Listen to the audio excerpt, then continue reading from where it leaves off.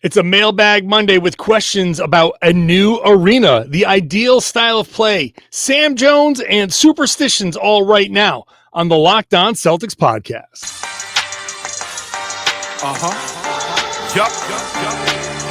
B-Town, be ever ready. It's the C's. Who else could it be? What they gon' say now? Screaming like JT, Karalis. We kept the madness every game, every practice. Prime time, dapping D White on the sideline. Raining Jays, how it started, raising banners, how we finished. Locked on Celtics pod, home of the winners. Hey there, welcome back to the Locked On Celtics podcast right here on the Locked On Podcast Network, where it is your team every day. Your team is the Boston Celtics, and I get back to talking about them every day, Monday through Friday. Next week, this week, still the Monday, Wednesday, Friday bonus podcast if something happens to happen.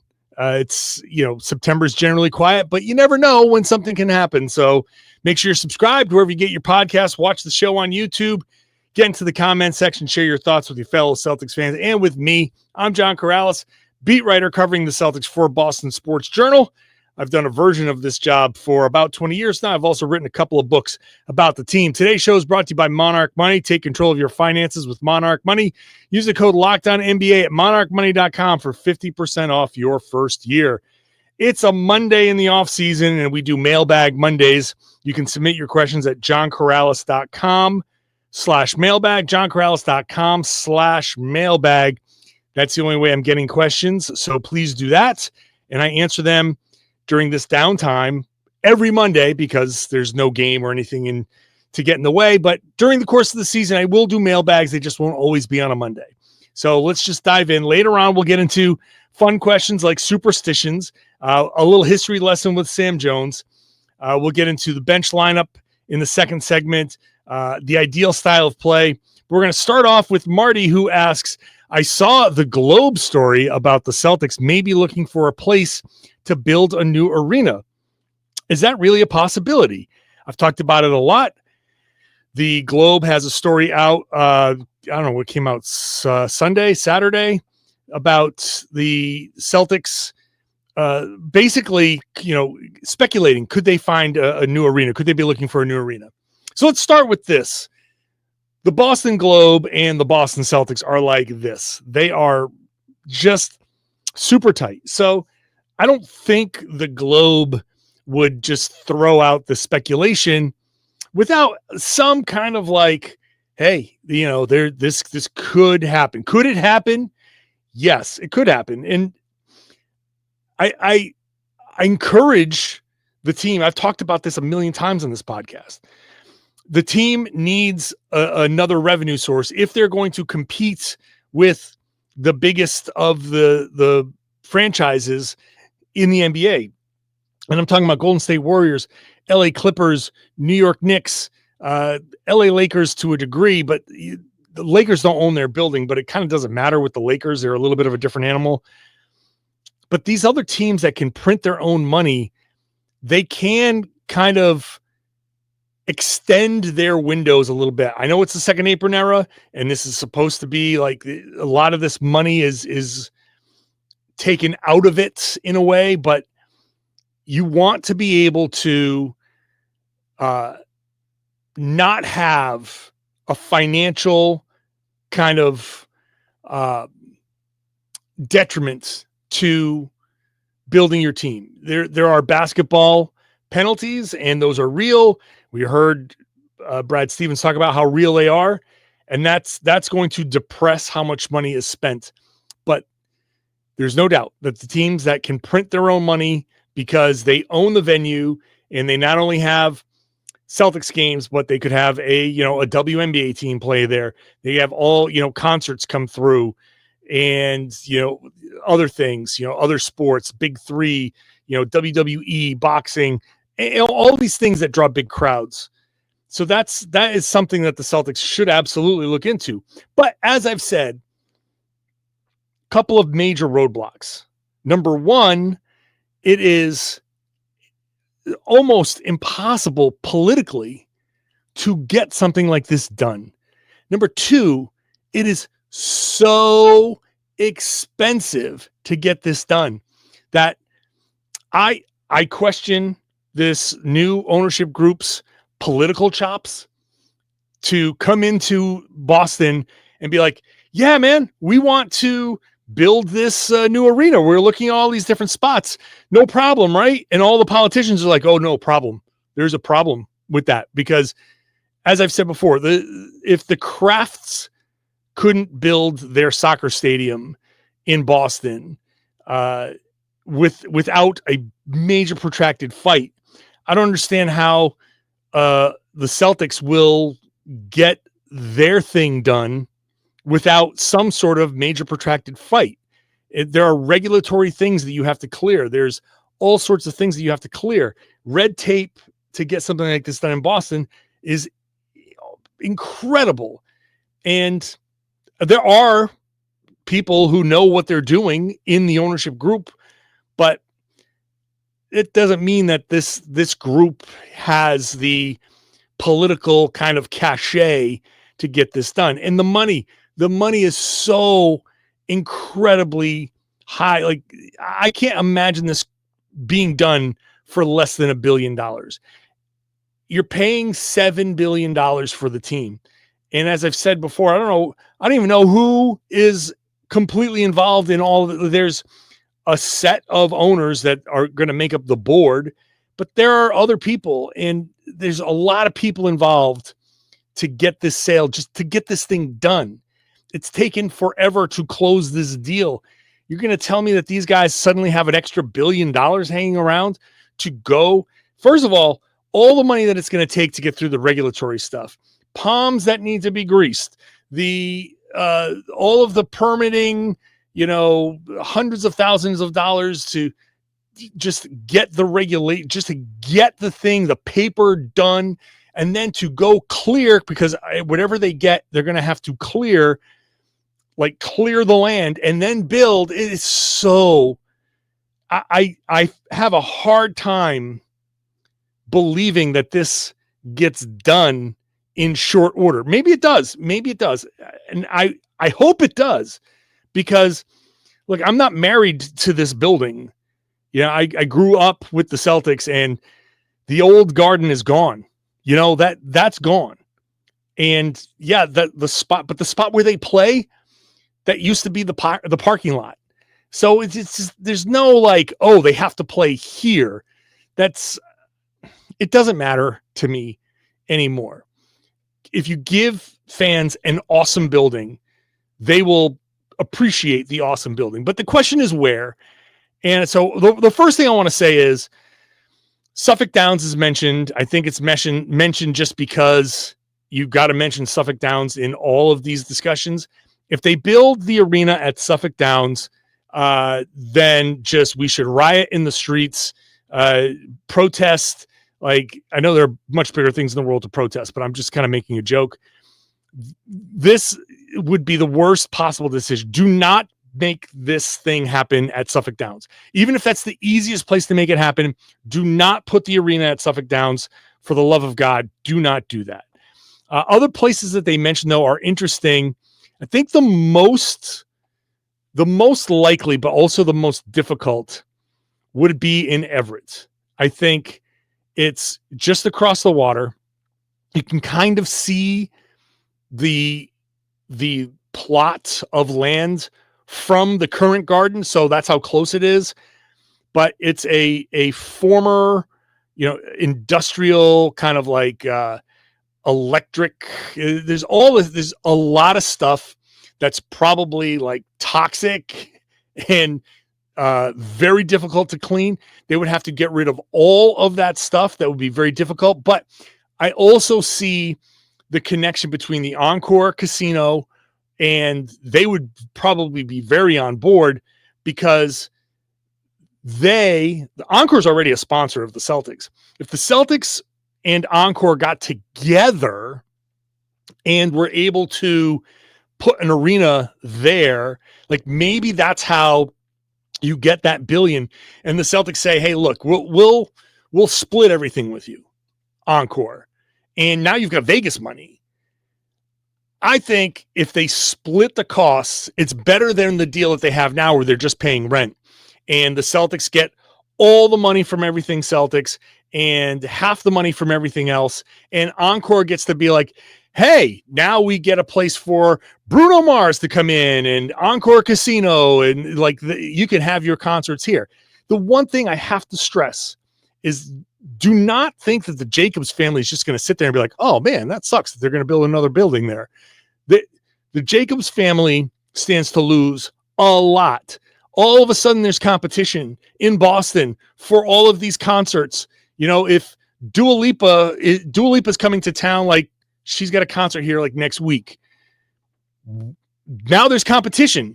You know, now there's like, hey, how about you play this much better, bigger, more modern arena, right? This other building's 30 years old. Play this new one and we'll give you this extra deal and all of this stuff. And now all of a sudden TD Garden's empty that night and Dua Lipa, big megastar, is playing at this new arena. You think the Jacobs family is just going to sit there and be like, oh man, that sucks. We really could have used that money. No, they're going to put a ton of money and they're going to lobby and they're going to use that influence to fight against this, whether it's in Everett or, as the article speculates, the Whittitt Circle, which would be I like the idea there. It's a little bit south of the city, but it's still Boston. It's on your way into town, so it would still qualify. It's like a rail yard. You can kind of build above it and kind of make it Madison Square Garden-ish, or like that. That would be, or even like, I mean, I say that like North Station is right under TD Garden. You can do that. You can keep doing. So that's, I think there's an Alston location there where right off of the Pike, which would be interesting. I think the Everett location makes the most sense. It's just so tough. It's so tough to get all of that paperwork done, to clear all of that industrial stuff, then build a building, on top of it, like the roads into that area suck. You got to find a way to get mass transit there. You got to find a way to improve the roads around there. It would be a traffic nightmare getting into that place. So there's a lot of work to be done. My bit to caution Celtics owners, if they hear this, do not pick a spot that you say, oh, well, this is just going to be the most convenient spot because of the roads and all this, and have it be out of the way. Do not do Palace of Auburn Hills in Detroit. Do not do that to the fans of Boston. Have it in a place where you can get there via train and make it somewhat easy, or just stay where you are. That's it. So it's not going to happen tomorrow. It's not going to happen. Like, Jayson Tatum will retire. Deuce Tatum might retire before this thing is done. So I don't know. I'm very, very skeptical of getting a new arena in Boston done. We're going to come back to talk about style of play, bench lineups, Joe Mazzulla's coaching. That's all when we return on the Locked On Celtics podcast. Today's show is brought to you by Monarch Money. You probably, if you're a grown-up adult like me, let me tell you, if you can avoid being a grown-up adult, I would recommend against it, because there's all sorts of things like accounts, 401ks, investments. You're trying to prepare for your future, and you're like, this is difficult. It's hard to keep track. And when you don't have the full picture, you can end up like losing out. It's dizzying. That's why Monarch Money exists. It's an all-in-one personal finance tool that brings your entire financial life together in one clean, easy-to-use interface on your laptop or on your phone. Some of you might say, hey, I'm very organized. I got it all covered. Great. Congratulations. The rest of you, like me, you need something like Monarch Money, because it's built for people with busy lives. You can put off organizing your finances for only so long. Monarch can do the heavy lifting. Links all your accounts in minutes. You can see clear data visuals, get smart categorization for your spending, finally feel in control of your money. If you don't feel like you're saving as much as you thought, or maybe you want to maximize your investments, maybe you want to get your partner involved so you can both kind of see the same things, it's all there. So don't let a financial opportunity slip through the cracks. Use the code LOCKEDONNBA at monarchmoney.com in your browser for half off your first year. monarchmoney.com, 50% off your first year with the code LOCKEDONNBA. Thank you for making Locked On Celtics your first listen every day. I have a favor to ask you. Locked On wants to hear from you.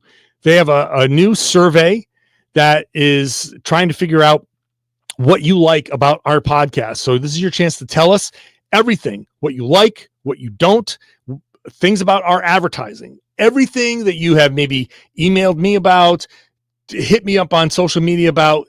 Go to this survey at lockedonpodcasts.com/survey. Get started there. If you're on YouTube, you can scan this QR code over here. Just be honest, and you'll be entered to get one of 10 $100 Amazon gift cards. So lockedonpodcast.com/survey. Find the link in the show notes as well. Thank you very much for helping out. Let's get back to the Mailbag Monday. Again, johnkaralis.com to johnkaralis.com/mailbag to get your questions in. Danya says, based on the roster as currently constituted, what style of play do you think maximizes our chances of success? Also, Chris Boucher has won a championship in his first year of every NBA team he's played on. In the words of Lloyd from Dumb and Dumber, so you're saying there's a chance. This is kind of like the light version of the Drew Holiday. Once you trade for Drew Holiday, win a championship. I don't think Portland is going to win a championship, and I don't think the Celtics are either. So the Chris Boucher luck is going to run out, I'm sure. Style of play, I think we've been pretty clear on this podcast about style of play. It has to be more up-tempo. The Celtics have to make sure that they're playing a faster pace, which doesn't necessarily mean a fast break style, but they have to get into their sets earlier. They have to give themselves more options. I think one thing about playing so slow the past couple of years anyway, you have Tatum and Brown, and you had Porzingis and Holiday and Horford, and all of these guys that at any point, one of them could create a shot for themselves. And you'd be like, okay, that's a decent look, generally speaking. Now, you got to be careful because the few players that you have remaining, they're good, but they're going to demand a lot of attention. So you have to give yourselves options. The dribble, and take a shot with 4 seconds left on the clock. You can't get away with that as much this year. So you have to push the ball. The first action has to start somewhere at 16, 17 seconds on the shot clock. Because if that works, great, then fine. You take a shot early in the shot clock or middle of the shot clock, it goes in, you come back, you play defense. If it doesn't work, you need to have time to get to that second action, third action, right? Get the ball, reset it. And then at the very least, you've given it a few shots before you dump it to Jaylen or Derek White and say, please save us. So it's not about getting fast breaks and layups, which would be nice. They should do that as well. But it's more about pace of play. And fast-paced teams don't necessarily get a lot of transition buckets. Fast-paced teams can be half-court teams. They just start that offense sooner. So that, I think, is going to be lots of picks, lots of passing, lots of cutting, and that, I think, is going to be what maximizes. Whatever the Celtics are going to be, that's going to be what maximizes them. Josiah asks, what do you think the projected bench lineup will be for next year? Do you foresee Hugo Gonzalez getting minutes? I do not, because he's so young and raw. I think this is an opportunity to kind of bring him along without kind of pissing off the established guys by saying, oh no, here's a 19-year-old. You got to play him a ton so we can figure it out. I think you can get Gonzalez run in Portland, and as I've said before in the podcast, you throw a bunch of stuff at him and then you say, okay, do all of this stuff. And you go to Portland and you do a bunch of that stuff. Then you bring him to Boston for a couple of games and say, okay, let's see how that translates. And, different speed, different talent level, all of that stuff, different decision-making, different officiating, all of that stuff.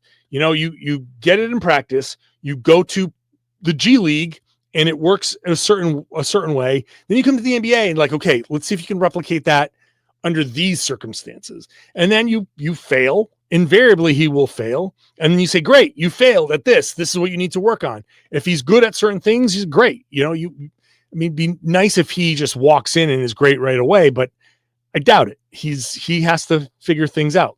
So I think the bench rotation will simply be, Peyton Pritchard, Sam Hauser. You'll see some level, and then I don't know, Anthony Simons off the bench or Pritchard off the bench. I don't know. Maybe Pritchard is a starter. That's entirely possible. So then it would be Simon, Sam Hauser, whoever doesn't start between Boucher, Luka Garza, or Neemias Queta. So Boucher will play, Garza will play, Queta will play, and it's just a matter of who earns the starting spot.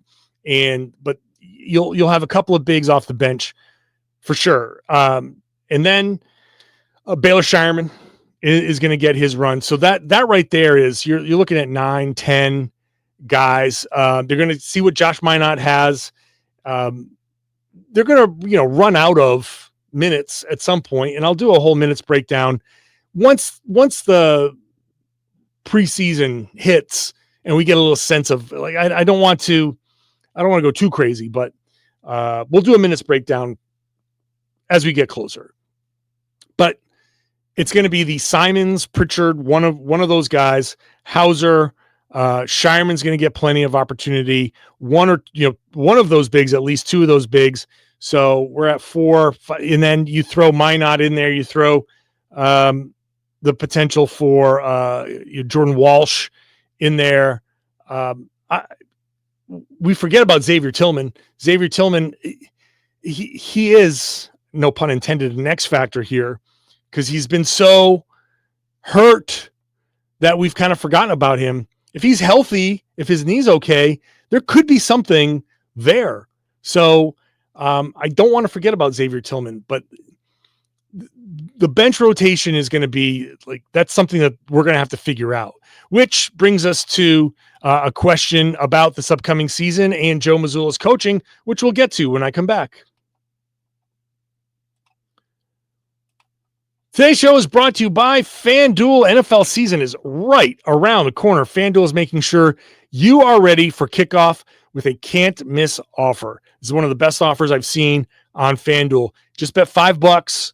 If you win, you get $300 in bonus bets to use across the app. So make sure you're that first $5 bet. If you're a new customer, that first $5 bet, make it an easy one. Bet a heavy favorite, just win that $5 bet. Get you $300 in bonus bets because then you can turn around and use it on player props, building a same game parlay, jumping into live action. However you want to do it, you can make your Sundays a little bit more interesting. So download the FanDuel app. When you first sign on, you'll see it'll ask you to set a limit, set a budget, set your parameters. Do that. Gamble responsibly.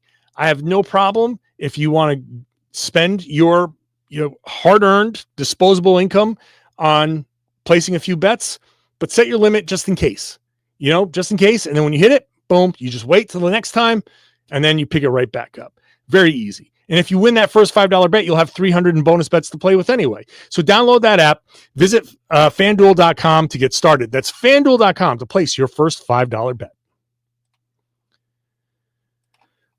Thank you for making Locked On Celtics your first listen every day. Go check out Locked On NBA, Locked On NBA Game Night. It's me and Jake Madison on Fridays on Game Night, but that's 7 days a week. And Locked On NBA in the afternoons, 5 days a week. Once the season starts up, Game Night will be covering every game in the association. We're doing a lot more Eurobasket stuff, so there's stuff to talk about this offseason. There's always something to talk about in the league. So subscribe to Locked On NBA wherever you got this podcast. All right, let's run through some of these questions here to wrap up the show because I got a few more left and I'm already at 24 minutes. So Edison says, I'm actually excited for this upcoming season. By the way, happy birthday, Edison Gonzalez in Paraguay. So very excited because he says, I don't care about winning. I just care about finding good players for that next run. This is a perfect way to look at it. I think Edison is right on the money. Don't worry about the wins and losses. The last thing I want for the Celtics is to sacrifice development and that, figuring out, okay, is Boucher going to be here? Is Garza going to be here? What does Kata have? Is he developing? Like those things, Josh Mine, all those guys, Jordan Walsh. I don't want to lose developmental time to have the team prove a point. And I think the team is going to be trying to prove a point. We'll get to Joe Mazzulla in the next question, but like Joe wants to win. He's not going to sit there and be like, well, we have a chance to win this game. So I'm not going to play this guy the last 5 minutes because that's not going to help us. But we need to see if whoever that guy is can handle that pressure situation. That's important. This is not the season to be like, hey, we got to get to 46 wins instead of 42 wins or 38 wins or whatever it is. We need to see, can these guys perform in certain situations? And that's going to call for some interesting choices. And I want to see this season is what it is. Just roll with it, figure it out. I want, in a very scientific way, if something fails, if a player fails, then great. I'm not rooting for anybody to fail, but I'm looking at it as like, okay, this is not a good fit. We don't have to worry about this anymore. That player can try to find a fit somewhere else. That's how the NBA works. So that's why I think Edison is on the money. Don't worry about the wins. Be excited about the games. Be excited about figuring out what's next, because that's what's going to extend the Jayson Tatum and Jaylen Brown window. If that's how it goes, that's going to be how the Celtics contend for championships moving forward. And we get to this question from Nick saying, I feel for Joe, coaching a complete team that's lacking talent is doable. You can scheme, you can coach them up, but a team that is completely devoid of talent at power forward and center and doesn't have a bench, there isn't much to do there. The only path I see is a team that goes even further into shooting threes, small ball, and actually being a live and die by the three team.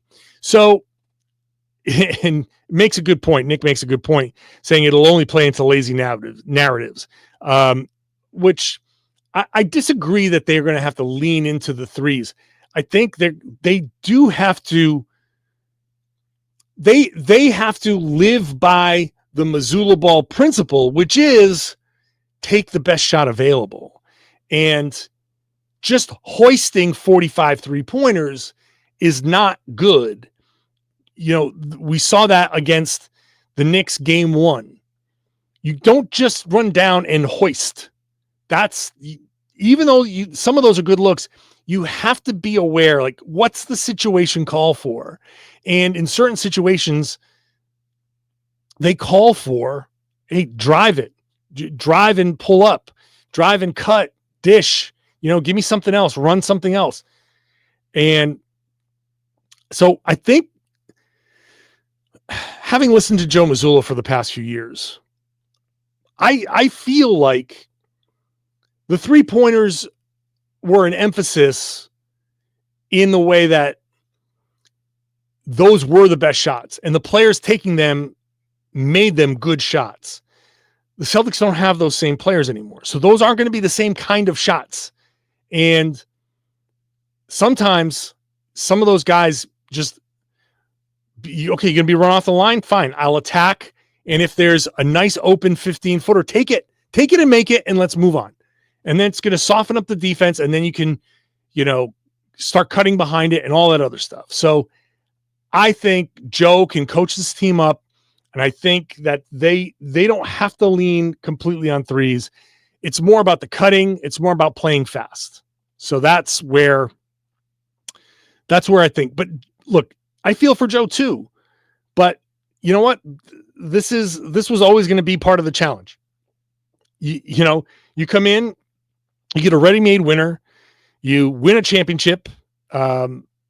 Things don't work out. You get one out of those 3 years, and now here you are.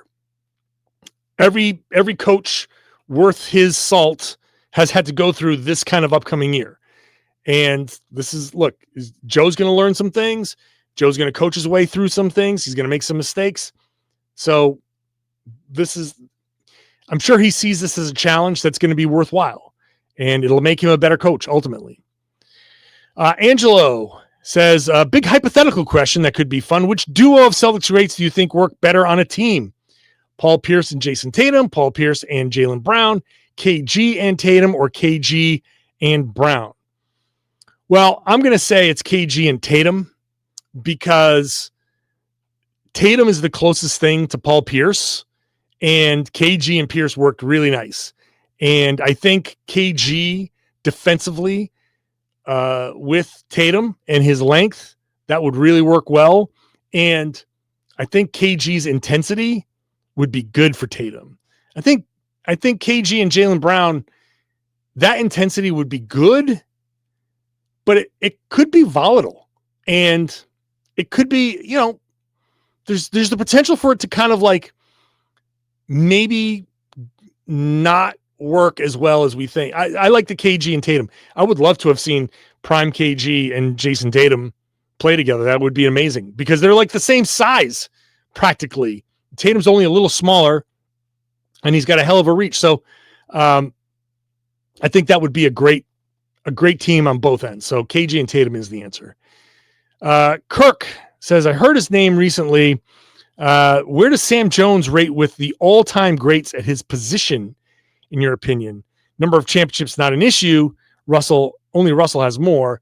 Russell has spoke glowingly about him. Jerry West has. Brett Auerbach. So Sam Jones, obviously I don't know where he ranks in the, all-time shooting guards. There's obviously a lot of all-time shooting guards that you want to rank pretty highly. Sam is one of the most underrated NBA players in history. Sam Jones was a stone killer. He, I forget the exact quote from Bill Russell, but when Bill Russell has spoken glowingly, I forget, it was like 7 times. I think it was 7 times we asked Sam Jones to take a shot that if he missed would have ended our season. And he hit all 7. Like, I think the number is 7. And that is what Sam Jones was. That Sam Jones was the guy that you wanted the ball in his hands. He did not miss clutch baskets. He was amazing. And it's kind of sad, in a way.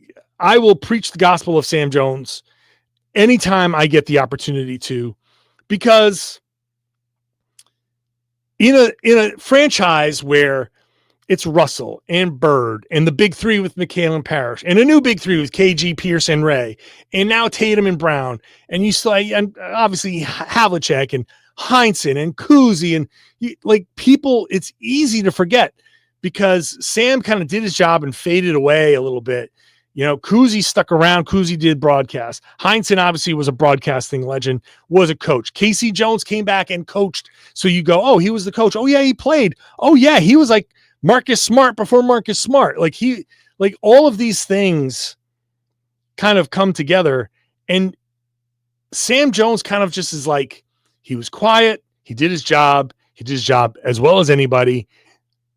He was one of maybe the most clutch player in NBA history. And you can say there's a lot of clutch players in NBA history. Sam Jones is right there with all of them. And people are going to rank other ones higher, and fine, I get it. Sam Jones is right there with all the clutch players in NBA history. The Celtics do not win those championships without Sam Jones. They don't win them without Bill Russell. But offensively, Sam Jones got them either to the finals or won the finals with heroic shots over and over and over and over again. That's who Sam Jones was. So spread the word, preach the gospel. Now we're going to end on a fun one at 34 and a half minutes. I appreciate anybody who's still here, the everydayers who are still with me at this point. We're going to have some fun. Doug says, hi, John. I know you don't believe in jinxes, superstitions, karma, etc., but come on. You've never said someone who's gotten what they deserved, good or bad, Even you must have at least one thing that you believe in that isn't explainable. Ghosts, Bigfoot, aliens, the Matrix. All right, first of all, do not put aliens in this. There is life on other planets, undoubtedly, because statistically, we live in a vast universe. We are part of one solar system in the Milky Way, where there are billions with a B solar systems in the Milky Way. And there are billions of galaxies like the Milky Way in the universe. And when you do the math and you get out to like, sextillion, septillion, octillions of potential solar systems and planets, I just find it impossible to believe that there's only one where theoretically intelligent life, has evolved. There has to be, statistically, life out there somewhere. Beings, something that exists. There's a planet somewhere that's the exact right distance from the sun that it orbits, that has developed ideal conditions, whether they're more advanced than us or just getting started or whatever. That has to happen. So, but that speaks to why don't I believe in jinxes and superstitions and karma? I believe in like evidence and reality, and like, I don't believe in jinxes. I don't believe that because I wore this shirt, Jayson Tatum missed a shot, right? Or because I got up from my TV and went to the kitchen and somebody missed, or somebody walked into the room and sat down, all of a sudden the Celtics started missing. I don't believe that's just some cosmic wave that does not make any sense. Superstitions work because they make people more comfortable, right? So somebody is nervous and they say, well, I have a superstition where I do blah, blah, blah. Well, when you do blah, blah, blah, you're like, okay, I'm calm, I'm ready. That is less superstition as it is routine, right? So I don't believe that the action of like, oh, I crack my knuckles before I go out and I listen to this song and that's my superstition. I have to do it or else I'm going to suck. That song isn't what made the player good. It's the fact that doing these things made the player relax, and the relaxation is what made the player good, right? That's what a superstition is. Karma's not absolute.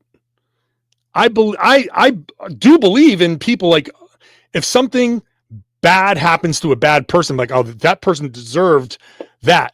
But I don't think there's some cosmic force that's like, haha, I'm getting you, I got you. Even though I talk about the basketball gods, that's my way of saying like good things that happen on the court tend to be rewarded, because when you play well, when you make good decisions, good things are going to happen. That's not that I believe in the gods are saying, well, yeah, they executed that play well. That was going to be a miss, but I'm going to make that a make, right? Like, I don't believe in that. Like, karma is an absolute.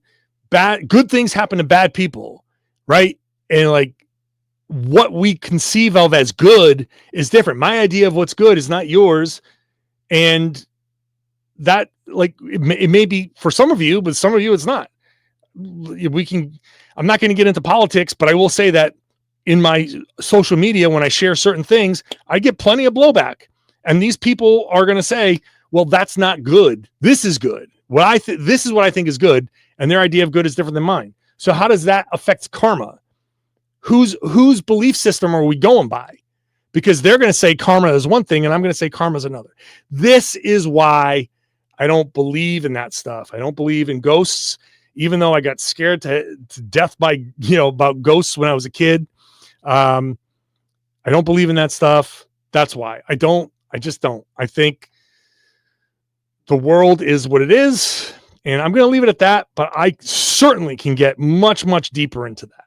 I don't think superstitions or jinxes happen. I think that I've explained it all. That's it. So that's my belief system. I like evidence and reality. All right. We went long, but you can listen to this. If you didn't listen, well, it's kind of foolish for me to tell you what to do if you didn't listen by the 40-minute mark, because if you got here, you've already listened. But whatever. It doesn't matter. Hopefully you've listened to this point, and I'm going to wrap up the show. So thank you for listening. Thank you for being an everydayer. Monday, Wednesday, Friday this week. Next week, back to Monday through Friday. Daily podcast, all free, everywhere podcasts exist, on YouTube. Get into the comment section. Share your thoughts. Share the podcast. Tell everybody they should be listening to and watching the Locked On Celtics podcast here on the Locked On Podcast Network. It's your team every day.